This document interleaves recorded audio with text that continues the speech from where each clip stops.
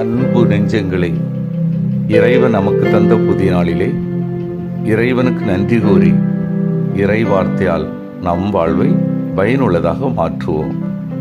இறைவன் நம் அனைவரை நிறைவாக ஆசீர்வதித்து பாதுகாத்து வழிநடத்துவாராக. இன்றைய நற்செய்தி வாச சிந்தனை. இயேசு சீடர்களுக்கு தோன்றுதல்.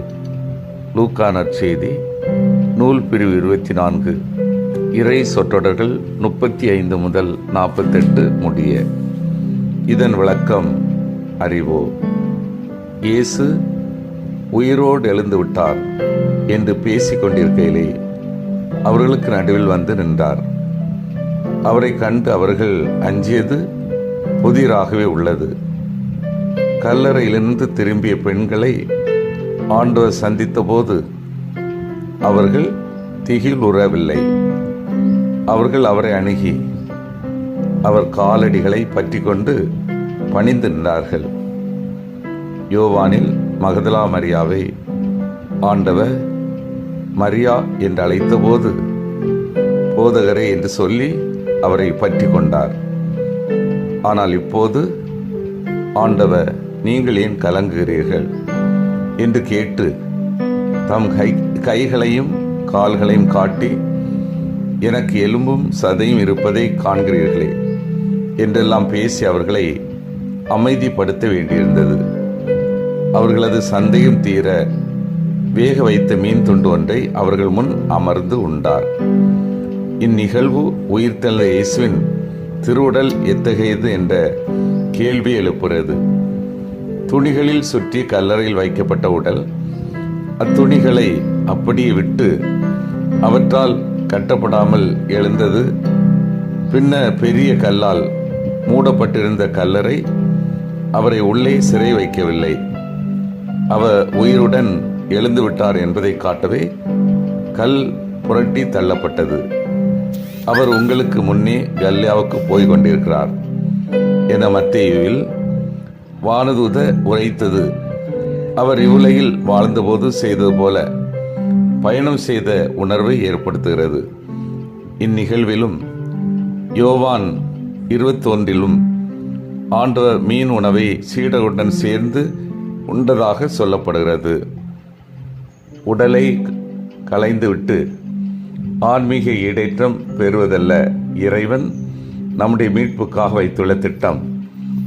புதிய வானமும் புதிய படைப்பும் புதிய மானுடத்துடன் இணைந்த எதிர்நோக்குகள். இதுதான் ஆண்டவரின் உயிர்த்தெழுந்த தோற்றம் நமக்கு போட்டும் இறையில் உண்மை என்று ஏற்க வேண்டும். அன்பார்ந்தவர்களே, இயேசுவின் உயிர்ப்பு சீடர்களுடைய வாழ்வில் பல்வேறு உணர்வுகளை வெளிப்படுத்துகின்றது. திகில், அச்சம், கலக்கம், ஐயம், அமைதி, மகிழ்ச்சி. இயேசுவின் சீடர்கள் உயிர்ப்பின் சாட்சியத்தை அனுபவித்தவர்களின் மூலம் கேட்டறிந்தாலும் அவர்கள் உயிர்ப்பின் செய்தியை முழு நம்பிக்கையோடு ஏற்றுக்கொள்ளவில்லை. எனவேதான் உயிர்த்த கிறிஸ்து சீடர்களை வாழ்த்திய போது அச்சம் நிறைந்தவர்களாய் ஒரு ஆவியை காண்பதாக நினைத்தார்கள். இருப்பின் அவர்களது நம்பிக்கையின்மையை போக்குவதற்காக இயேசு 3 செயல்களை செய்கிறார். 1, தமது கைகளையும் கால்களையும் அவர்களுக்கு காண்பிக்கின்றார். 2, அவர்களிடமிருந்து மீன் துண்டு ஒன்றை வாங்கி அவர்களோடு அமர்ந்து உண்கிறார். 3, மறைநூலை விளக்கி அவர்களது மனக்கண்களை திறக்கிறார். இவ்வாறு அவர்களது உள்ளத்தில் இருந்த நம்பிக்கையின்மை அகற்றி இறை நம்பிக்கையை ஊட்டுகிறார். சிந்தித்து தியானித்து செயல்படுவோம். எனது அவநம்பிக்கை அகற்றி இயேசின் மேல் நம்பிக்கை வைக்கின்றேனா? நான் பகிர்ந்து வாழும் மனநிலை வளர்த்துக் கொள்கின்றேனா? மறைநூலை நான் தெளிவாக புரிந்து கடைபிடிக்கின்றேனா? மன்றாடுவோமாக. வல்லமை மிக்க இறைவா, நாங்கள் அனைவரும் எங்களிடம் உள்ள அவநம்பிக்கையை அகற்றி இயேசுவோடு நம்பிக்கை கொண்டு வாழவும், பகிர்தல் மனநிலை எங்களில் வளரவும், உரையாடல் வழி மறைநூலை தெளிவாக புரிந்து கொள்ளவும் வரம் தாரும். ஆமீன்.